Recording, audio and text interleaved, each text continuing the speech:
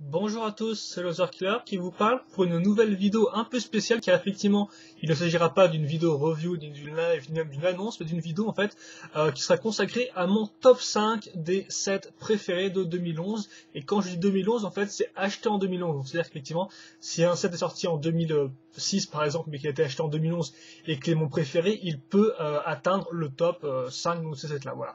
Donc c'était une idée qui a été proposée par Shadow, voilà, donc qui voulait qu'on fasse chacun notre top 5 des sets préférés de cette année, donc je me suis dit pourquoi pas, même si bon moi c'est vrai que ça se fait de faire des tops, donc vous verrez que des fois il y a quelques égalités à certaines places, mais bon, au final je me rends compte qu'il n'y a pas tant de sets que ça, qui étaient difficiles à choisir, donc on va commencer tout de suite si vous voulez bien, voilà. Et donc premier set que vous ne verrez pas en forme parce qu'il est démonté, effectivement, et que c'est dans des mocks que j'ai pas envie de démonter, c'est Surge 2.0, donc un Lego Hero Factory sorti dans la première vague 2011, hein, donc hiver, voilà. Et donc pourquoi j'ai pris Surge 2.0? Eh bien parce que c'est un personnage que j'aime pas mal ou beaucoup en fait, pour sa couleur et aussi pour son originalité. C'est le seul personnage qui a, si je dis pas de bêtises, une arme à feu, qui est plus un sniper, voilà. J'aime aussi l'aspect qui a ses épaules, hein, avec une espèce d'épaule vraiment large sur son épaule, sur sa droite tout bêtement comparé à la gauche, l'œil viseur, voilà. Donc au final ça fait que c'est un héros qui est très que je trouve très intéressant personnellement et que j'aime beaucoup. Voilà, je pense que dans les 2.0 c'est vraiment mon préféré. Je sais pas trop pourquoi, mais c'est un set qui m'a marqué. Donc c'est vrai que si on me dit 2.0, eh bien je pense à lui directement, même s'il y a d'autres très bons sets 2.0, hein, je dis pas le contraire. Mais voilà, il est de qualité et donc moi je le trouve très original, vraiment unique, et donc c'est pour ça qu'il a fait partie de mon top 5.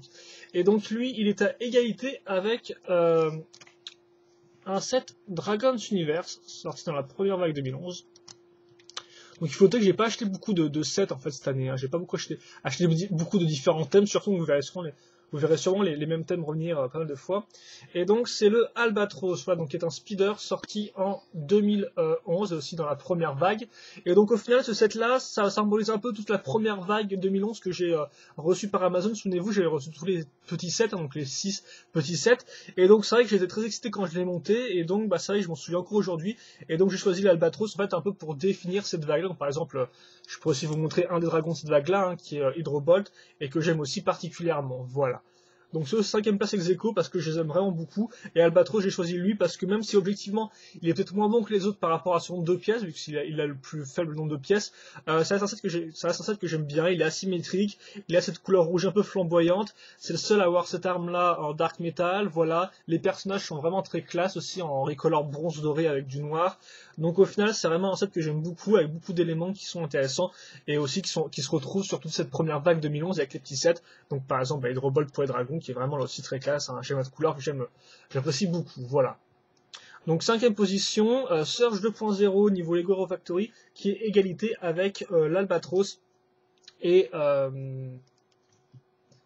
et oula, faut que je déplace ça comme ça, qui est égalité avec l'Albatros, et au final un peu toute la vague 1 des petits sets Dragon's Universe 2011.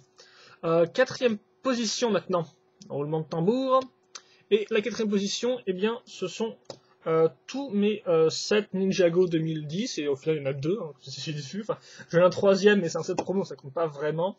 Donc voilà, donc c'est toute cette partie parce que j'aime beaucoup le speeder, non speeder n'importe quoi. Le chopper, ça a vraiment été une chouette découverte. J'aime déjà pas mal les motos de base en fait, surtout les choppers et les motos un peu futuristes.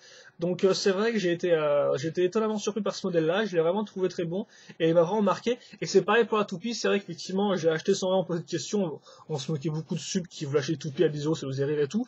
Là bon c'est vrai que c'est pas moi qui l'ai payé, donc ça passe un peu mieux.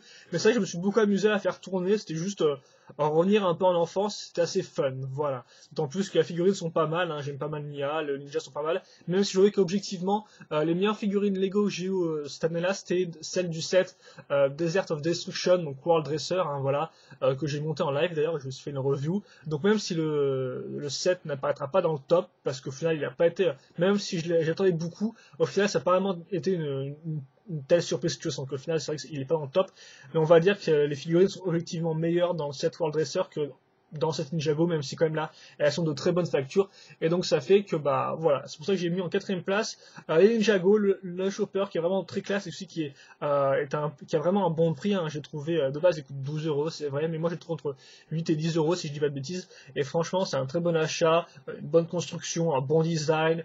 Franchement, j'étais vraiment agréablement surpris par ce modèle-là.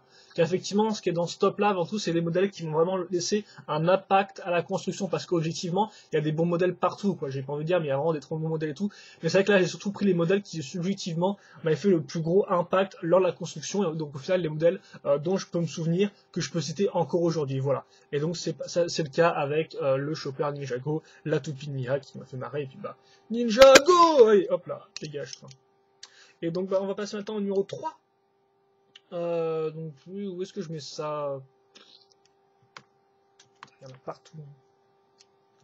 Donc, le numéro 3, c'est Tide Spike, qui est un Dragon's Universe, un dragon moyen, ou général aussi à l'époque, quand on les appelait, sorti en 2010. Voilà.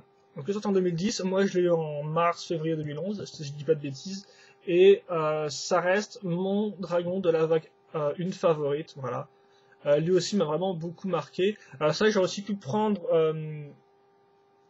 le dragon Transorange, dont j'ai plus le nom en tête là pour l'instant. Mais j'ai choisi Tide Spike, c'est le dernier dragon que j'ai eu. Et franchement, c'est un des meilleurs.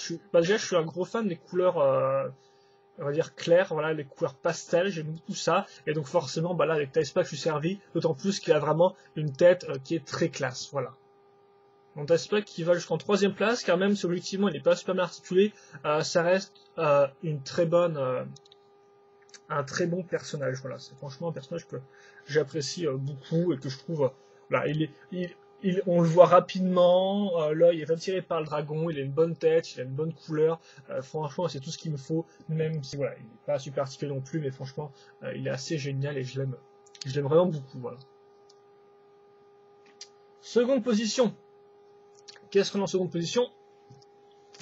Eh bien, on a Witch Doctor, donc qui est sorti dans la 2ème vague 2011 Hero Factory. Et ça, c'est vraiment aussi un modèle que j'ai beaucoup apprécié lors de cet été. Je pense que c'est mon modèle Hero Factory préféré de cette année-là, tout bêtement, voilà. Car il a montré qu'on pouvait faire une construction intéressante et complexe avec un titan. Voilà. Après, moi, j'aime aussi pas mal le design, même si il y a des petits problèmes ici et là. Mais néanmoins, je dois vous avouer que quand on voit ce design-là, enfin non, toute la structure, la base, la construction, bah au moins ça laisse présager des bonnes choses par la suite. Donc ça, effectivement, maintenant quand on voit Black Phantom qui reprend plus ou moins la base de Firelord, ça fait un peu la bégatitude. Mais je dois vous avouer qu'en fait, quand on voit ça, eh bien, on se dit que les pièces Hero Factory ont vraiment de la possibilité. Et donc on peut très bien s'imaginer des mocks aussi, des mocks géants, par exemple des gros dragons et tout ça, fait entièrement de pièces Hero Factory avec des techniques employées sur Witch Doctor, qui a effectivement ses John, ses connecteurs, tout ça, tout s'emboîte parfaitement bien. Et au final, ça fait qu'on a une action figure qui est très grosse, très imposante et qui est super facile à manipuler et à poser. Et c'est vraiment un plaisir, quoi. C'est vraiment un plaisir, je trouve, de jouer avec. Parce que je dirais que je préfère avant tout les gros sets. Et j'ose avouer qu'effectivement, c'est vraiment fun de le déplacer, de lui faire prendre des pauses. Et il a vraiment l'air cool, on dirait vraiment un méchant qui en a imposé, voilà, qui a vraiment une certaine classe.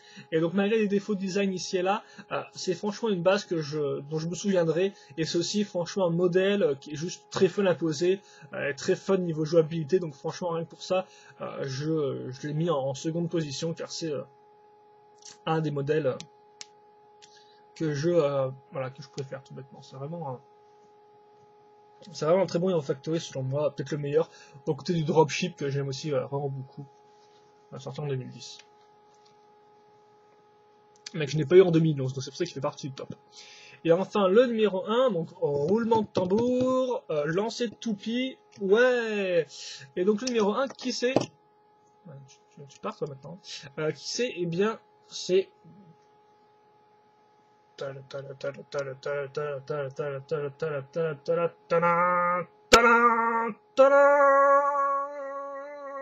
ouais. Donc c'est Flame Drake, un Dragon's Universe, sorti en 2011 au sein de la première vague, voilà. Et donc j'ai pris lui car c'est sûrement un des sets qui a eu le plus gros impact sur moi lors de sa construction et lors de sa post de construction, donc quand j'ai joué avec, parce que j'ai vraiment trouvé ce dragon fun, je l'ai apprécié sous plusieurs angles, je me suis vraiment amusé avec, voilà, et donc c'est pour ça qu'il est numéro 1, car même si c'est un peu un clone de Telspac niveau base, même s'il n'est pas super articulé, même si ce n'est pas un des dragons sortis récemment dans la vague 2, eh bien, voilà, il a eu un gros impact sur moi, et il a été, c'était vraiment fun de jouer avec, voilà. Donc je dois vous avouer que c'est très classe, qui est très cool, ouais, tout bêtement, parce que j'aime l'aspect, voilà, c'était aussi le premier dragon qui avait un Dragon Rider, donc un pilote humain sur lui. Alors la tourelle est exquise, je trouve, au niveau design, elle est franchement superbe, voilà. On a un personnage en plus, donc on peut s'imaginer facilement que le personnage continue à pied, à pouvoir laisser son dragon sur une aire de combat pour faire des opérations plus en inter par exemple. Donc franchement, il y a beaucoup d'imagination qui peut sortir de ce modèle-là. Les nouvelles ailes sont cool, la tête aussi est très classe avec l'espèce de crête. C'est franchement une des meilleures têtes Dragon's Universe aussi, aux côtés de celle de Tildspike et de Chaos Ortherus selon moi. Donc franchement, c'est un set que j'aime beaucoup car il a laissé un gros impact sur moi et car là aussi, comme un peu la toupie, il m'a fait revenir en enfance. C'est un set que j'ai pu apprécier sous différents angles, que j'ai pu poser et j'étais vraiment émerveillé devant. Donc voilà. Après, je sais pas pourquoi, hein, c'est vrai que c'est des points de vue très subjectifs et donc au final, bah, c'est vrai que d'autres sets aussi, je me suis beaucoup amusé à les poser, mais celui-là, il avait un petit truc en plus. Hein. Aux USA, c'est ce qu'on appelle le X Factor, voilà, le facteur X, car c'est un truc qu'on ne peut pas vraiment expliquer, mais qui est là, et donc qui fait que ça fait toute la différence par rapport aux choses qui sont juste très bonnes, voilà. Là, c'est très bonne, plus, tu vois. Et donc, c'est un peu le cas de Flame Drake, qui est un dragon, ma foi, de qualité, que j'aime beaucoup pour son aspect jouabilité. Les nouvelles pièces qu'il a amenées, son schéma de couleur, sa tête, c'est un tout, et donc pour moi, ça marche très bien. Voilà. Donc je vais vous faire un petit récap, et puis on va faire ensuite les mentions honorables. Donc numéro 5, égalité, c'est Surge 2.0, qui est un modèle que j'apprécie beaucoup parce qu'il est vraiment unique. Cela posséder une arme, ce qui en soi n'est pas très original, hein, je vais vous l'avouer, mais bon, le côté sniper, le côté viseur, le côté épaulette asymétrique font que c'est un modèle que j'apprécie beaucoup.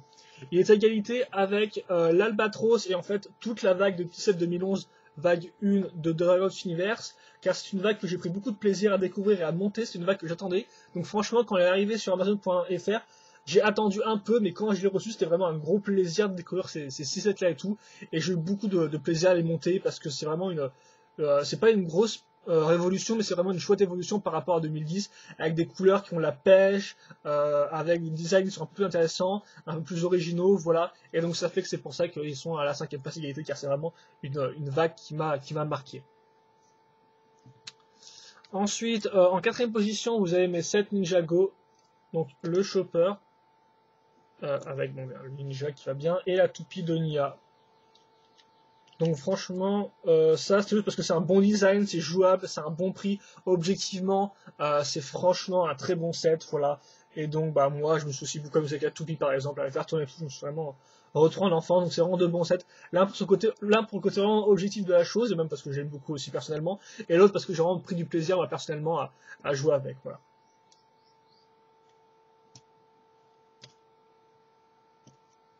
Parce que j'ai pas eu beaucoup de sets système au final, j'en ai 3-4 au cours de l'année, si je compte juste les Lego. Hein. 3e position, c'est Tildspike, un dragon 2010 qui m'a beaucoup marqué. Son schéma de couleur est très chouette, j'aime beaucoup la tête, il rend franchement bien. On peut quasi le mettre à égalité avec donc, le dragon Range aussi de 2010, hein, si vous voulez, mais voilà.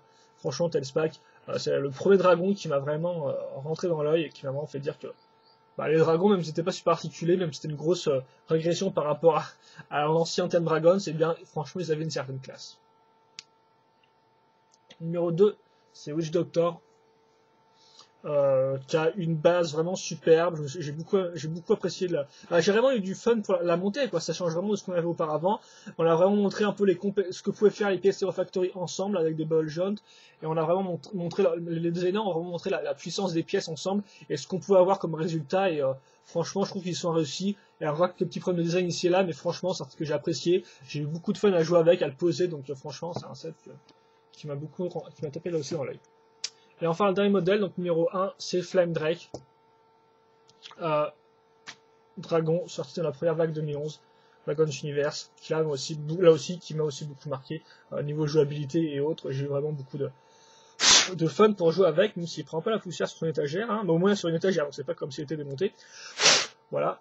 Donc voilà, là aussi, beaucoup de fun. Et donc mention honorable, rapidement.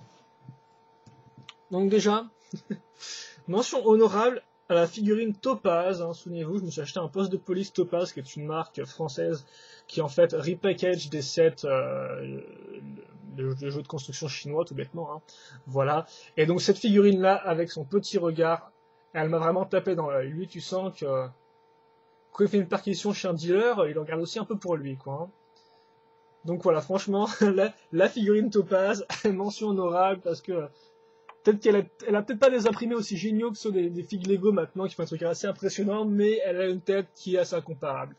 Et je dirais aussi en autre mention honorable de cette Dragon's Universe, donc le premier, en fait je les ai même pas fait avec moi, c'est débile. Le premier c'est Bizarre Glaragon, donc qui est le dragon blanc sorti dans la seconde vague 2011, voilà, qui est un dragon qui m'a pas mal marqué à la construction. Après ça que je l'ai laissé un peu de côté par rapport à Tailspack et Flame Drake, mais ça reste un dragon qui m'a quand même pas mal marqué, qui est quand même très impressionnant, rien que pour son schéma de couleur et pour ce qu'il a amené avec lui, voilà. Et deuxième truc, mention honorable, c'est un set que j'ai acheté en 2010, qui date de 2010, mais qui est franchement bien. C'est le Deluxe Dual Blaster Dragon Hunter, ou un truc comme ça, qui est le gros set jaune Dragon's Universe, voilà, qui possède donc un véhicule jaune, un petit dragon qui est transparent, et 2 personnages, et ça c'est franchement un set qui objectivement est un très bon set, car il a très vite baissé à entre 20 et 30 euros je crois, et ça en faisait vraiment c'est quasi donné, j'ai envie de dire, quoi, parce que franchement, le contenu était là, et c'était un set très fun. Et donc, eh bien, je pense, surtout pour ce top 5, voilà. Donc, de toute façon, c'est vrai que c'est pas des sets qui ne sont pas apparus là-dedans, c'est tout bêtement, car ils m'ont pas laissé vraiment une grosse impression lors de la construction. Après, ça peut dire qu'ils sont mauvais, hein, car je veux dire, la plupart des Euro, par exemple, 3.0 sont des très bons sets, j'ai aussi eu des très bons... là aussi la plupart des méchants qui sont des bons sets, etc. Mais voilà, ça va pas laisser vraiment ça va pas laisser vraiment une impression génialissime, quoi, voilà. Le seul qui me laisse une impression très bonne en Hero Factory 3.0, je dois avouer que c'est Stormer 3.0, mais je ne l'ai pas effectivement car c'est Shadow qui l'avait acheté. Et je ne sais pas pourquoi, parce qu'on l'a monté en premier ou je ne sais pas, mais en tout cas c'est un set qui m'a vraiment là aussi laissé une bonne impression. Donc bah, si je l'avais eu, je l'aurais sûrement mis dans le top aussi, en tant que mention honorable, je pense. Voilà.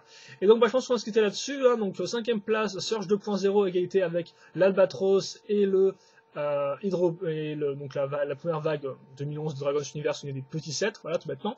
4ème place, mon Chopper Ninjago et la toupie de Nia, voilà. 3ème place, Tailspack dans Dragon's Universe. 2ème place, Hero Factory avec Witch Doctor. Et 1ère place, Flame Drake. Donc, bah, je vais mettre un peu tout ça, en plus, je pourrais faire bien les choses, genre mettre des trucs, oui, parce que aussi Witch Doctor, il est démonté, hein, je tiens à dire. Il reste plus rien, donc j'ai un peu monté une carcasse, mais je ne suis pas méchant.